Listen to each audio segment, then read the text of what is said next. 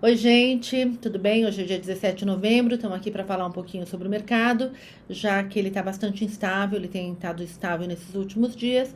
Então, vamos falar um pouquinho o que a gente acha que pode estar causando tudo isso. Oi, gente. Como disse a Maria Helena, dia 17 de novembro, às 15 horas. É sempre bom a gente colocar aqui o horário quando a gente está falando, porque as coisas mudam muito rapidamente. Mas quando a gente falou da última vez, a gente tinha, digamos, um pouco mais de conforto com relação ao cenário local do que com relação ao cenário internacional. O cenário internacional parecia um pouco mais nebuloso, né? Principalmente ainda por conta dos juros nos Estados Unidos, a inflação que ainda não tinha mostrado absolutamente nenhum sinal de afrouxamento, né?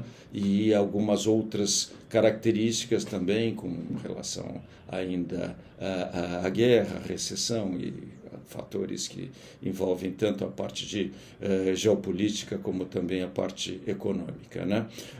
Hoje parece que as coisas se inverteram um pouco. Lá fora, os dados, principalmente da economia americana, no que diz respeito à inflação, parecem um pouco mais benignos, né?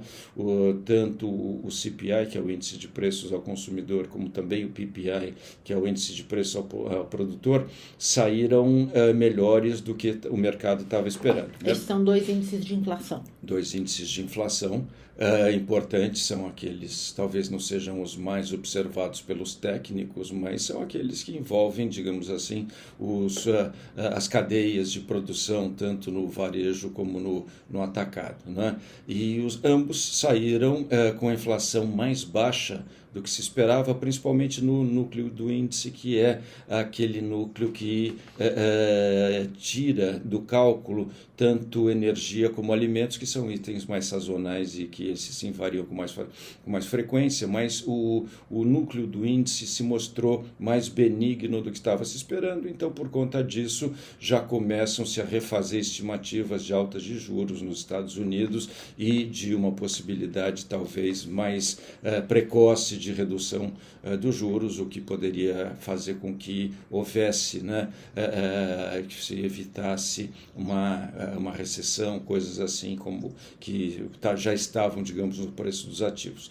Mas o que parece que aconteceu foi que nós aqui no fronte local começamos a ouvir coisas que não gostaríamos com relação principalmente aos aspectos políticos que envolvem a condução também da economia, né? Então, na semana passada, né, o presidente eleito veio a público, né, dizer que o teto de gastos talvez não devesse ser tão valorizado como que para ele a parte social era mais importante, e isso foi uma sinalização que o mercado viu com maus olhos, porque, como depois vários economistas de extremo calibre vieram dizer, as coisas, tanto a parte fiscal como a parte social, são absolutamente compatíveis, e se você não tiver disciplina fiscal, se você não cuidar bem das suas finanças, quem mais sofre são aqueles que precisam da ajuda do governo e que têm, digamos, uma maior dificuldade em ver os seus salários mais próximos da inflação, né? E hoje, né, hoje, na verdade, ontem à noite, quarta-feira à noite, o vice-presidente eleito foi ao Congresso e levou uma proposta de PEC, né, de projeto de mudança da Constituição, para que os gastos sociais, no valor de alguma coisa próximo de 200 bilhões de reais por ano, fossem retirados definitivamente do teto de gastos. Então, essas duas sinalizações acabaram sendo bastante prejudiciais para o mercado financeiro. O dólar, desde a semana passada, está extremamente pressionado, né? As ações, ou tudo aquilo ligado ao risco, o Brasil também pressionado com uma desvalorização significativa, e houve um descolamento completo entre o mercado local de risco e o mercado internacional. Quer dizer, se até um tempo atrás a gente estava sofrendo aqui a pressão das incertezas que vinham do exterior, dólar. Hoje nós estamos sentindo a pressão das incertezas geradas pelos brasileiros, como já aconteceu no passado e infelizmente acaba sendo mais frequente do que nós gostaríamos. Para os portfólios isso tem obviamente uma implicação direta, porque tudo aquilo que poderia parecer uma lua de mel mais longa dos mercados com o próximo governo, com dinheiro eventualmente sendo investido tanto nos seus próprios negócios como também nas ações e ativos que estariam totalmente ligados ao Brasil, né, parecem hoje mais inseguros, né, várias casas internacionais, bancos, corretoras, né, estratégia e a Casa de Estratégia já começam a dizer que o Brasil pode apresentar um risco maior do que eles estavam imaginando, porque aparentemente, embora houvesse sempre aquele ponto de interrogação como quem seria efetivamente o Lula presidente no terceiro mandato, parece que está desapontando um pouco os economistas e os mercados. Então, por conta disso, as carteiras precisam ser prudentes, né? Maria Helena lembrou que da última vez que nós falamos, nós dissemos que ainda era um pouco cedo para tentar alongar um pouco mais o perfil dos títulos, né, da carteira. Vamos explicar, né? o que é alongar. A gente estava só dando essa pausa aqui. A gente conversou numa das últimas vezes se já não era o momento de travar um pouco a taxa. Por quê? A gente vem no movimento desde o ano passado, Selic a 2%, subiu a 13,75%. Então, quem ficou no pós nesse período acompanhou este aumento de taxa de juros, daí tem que chegar um momento assim, bom, tá aqui em cima, eu quero aproveitar o momento e eu vou travar este nível bom de taxa de juros, porque daqui para frente a tendência é que ela caia. A gente conversou sobre isso, o Zé Eduardo naquela época falou assim, talvez ainda não seja o momento, apesar do mercado estar olhando. O que aconteceu agora, o que está acontecendo? Com essa expectativa de gastos acima daquilo esperado, a gente também pode ter um impacto mais forte na inflação. Tendo um impacto mais forte na inflação, talvez seja necessário ou segurar essa taxa de juros por mais tempo, ou inclusive aumentar. Se a taxa começa a subir, quem está em pós-fixado, o nome já diz, pós, vai aproveitar esta subida também. Então, a gente acha que talvez ainda não seja o momento de travar isso. Exato. Na verdade, é exatamente isso que acontece, porque hoje, principalmente com o Banco Central independente, não é? O Banco Central tem um mandato prioritário de defesa dos preços. Não é? E o que pode acontecer quando existe esse desarranjo, essa dúvida, né, com relação à política fiscal, é que o Banco Central vai ter que fazer mais força para que a alta do dólar, para que outros efeitos que possam causar inflação, a própria correção de preços aqui no mercado interno, tenha um impacto menor na inflação.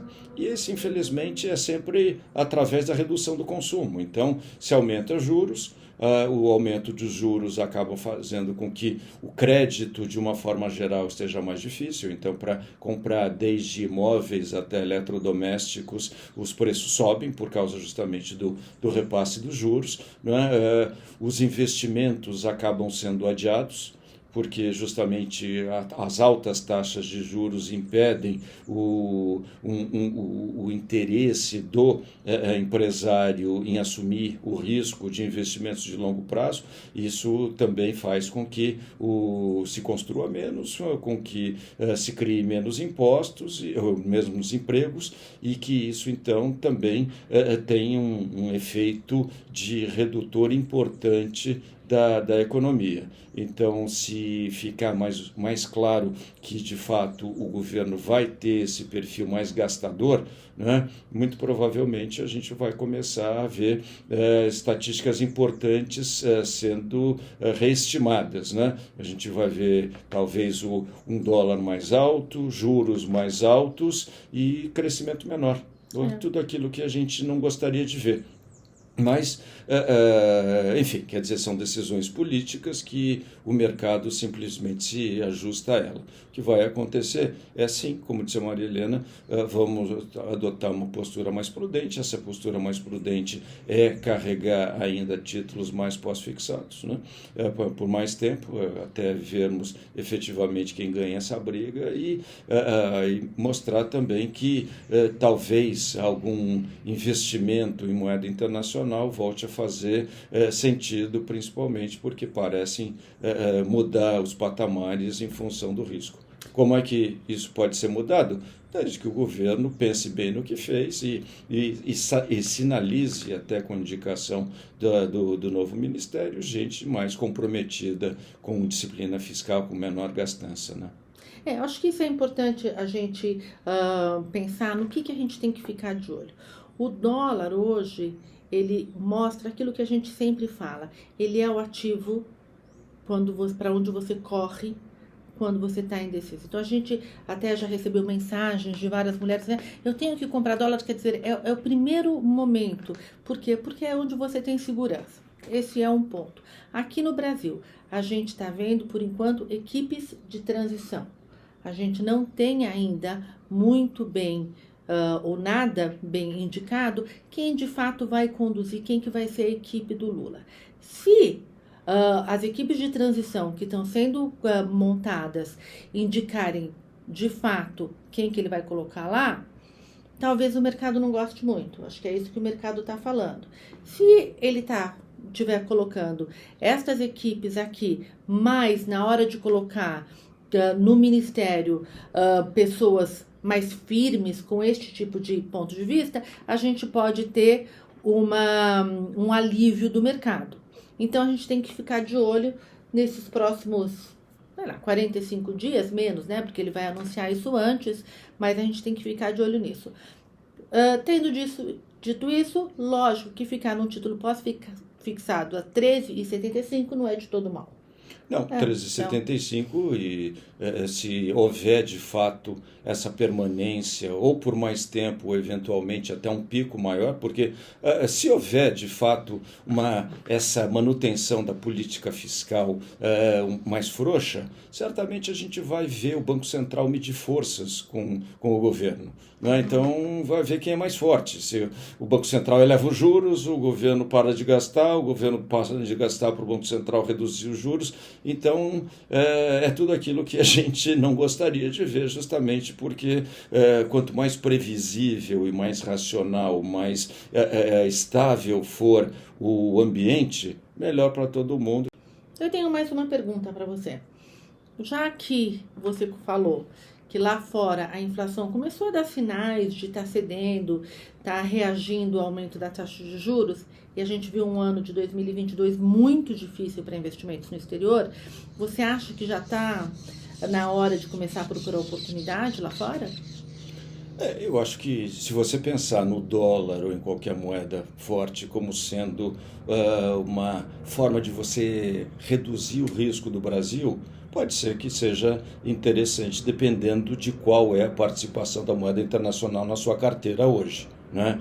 Então, claro que esses são momentos importantes para você repensar a alocação e ver efetivamente se é um bom momento. Mas, com relação ao mercado internacional, não, embora os dados comecem efetivamente a vir de uma forma mais positiva, eu acho que vale a pena a prudência ainda. Né? Quer dizer, volatilidade está muito grande, os resultados das empresas ainda não mostraram-se melhor do que nos períodos mais complicados. Eu acho que quando mesmo as estimativas das principais casas, aí, dos principais bancos, não é de um mercado lá fora que seja extremamente pujante nas suas alocações principais, quais sejam justamente alocações principalmente em ações internacionais.